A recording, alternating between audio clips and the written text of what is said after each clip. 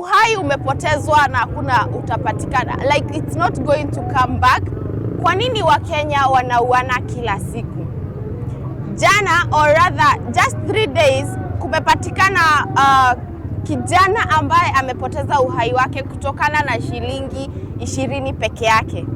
Hizi shilingi 20, hii ndio kesi ambayo iliyokuwa pale. Kijana alienda akaamua kukula mutura. Mutura alikula ya shilingi 20 bob. Ile 20 bob, ile masaa ya kulipa kukakuwa na some misunderstanding between the seller na mwenye ambaye amekula ule mutura tayari. So this is what happened.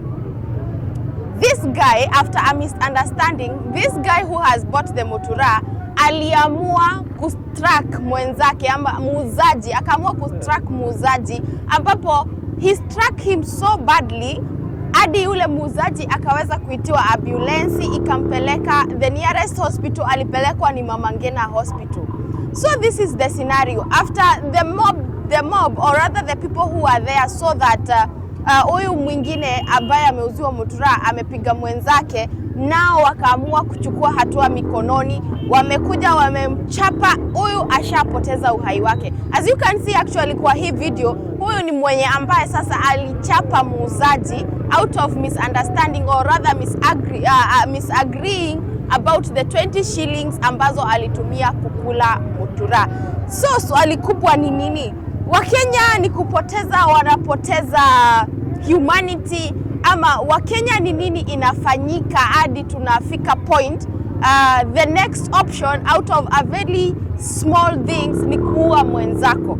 Can you imagine uhai wa huyu jamaa na mwingine ambaye anapitia matibabu pale hospitali?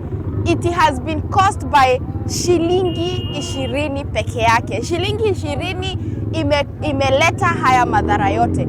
Wakenya ni nini inatendeka?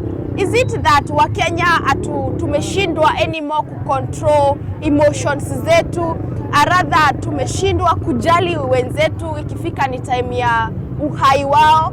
Tumekuwa ignorant. Wakenya ni nini kinatendeka? Kwa sababu just the other day tunakumbuka vizuri sana huyu kijana mwingine tulimpoteza kwa njia hiyo shilingi 30 Kenyan shillings also made another guy lose his life. Aliporushwa out of the matatu. Is it the humanity that is going so down? Are we not concerned about now the lives of people?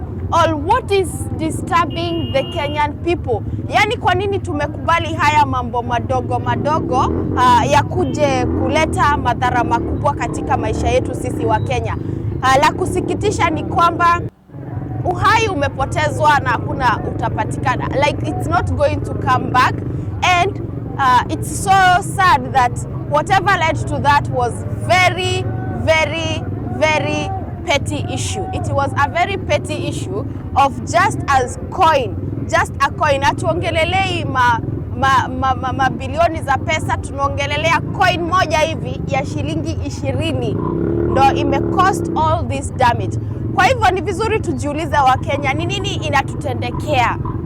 Tunakubali shetani atutumie katika njia ndogo ama ni nini tunafanya? Ni nini tunafanya? Kwa nini tunakuja point atuelewani kamwe? Atuelewani sisi kwa wenyewe.